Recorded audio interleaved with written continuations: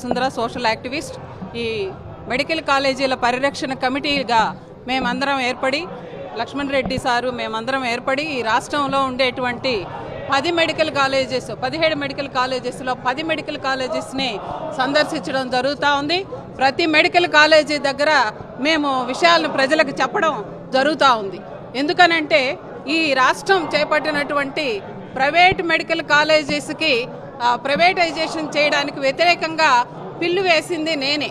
నా పేరు డాక్టర్ వసుంధర. నేనే హైకోర్టులో ఇది ప్రైవేటైజేషన్కి వ్యతిరేకంగా పిల్లు వేశాను.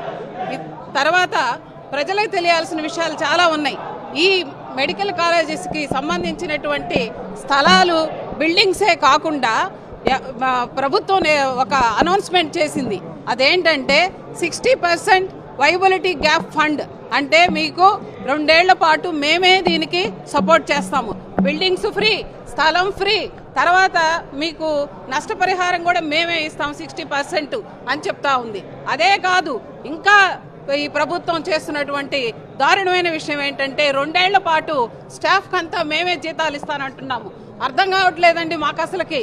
మేము ఒక విద్యావంతులుగా, ఏ రాజకీయ పార్టీకి సంబంధించిన వాళ్ళగా మాకు అనిపిస్తూ ఉంది, పీపీపీ అంటే మొత్తం ప్రభుత్వమే నిర్వహించే పని అయితే దీన్ని పీపీపీ అని ఎందుకు అంటారని అంటున్నాము. ఇందాకే ప్రొఫెసర్ గారు చెప్పినట్టుగా ఎవరు బిడ్డర్స్ రాలేదు, టెండర్స్ రాలేదు.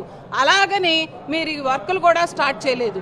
కాబట్టి 60% వైబిలిటీ గ్యాప్ ఫండ్, 50 ఎకరాలు, బిల్డింగ్స్, మొత్తం ఇది ఎవరి సొమ్ము? ఇది ప్రజల సొమ్ము.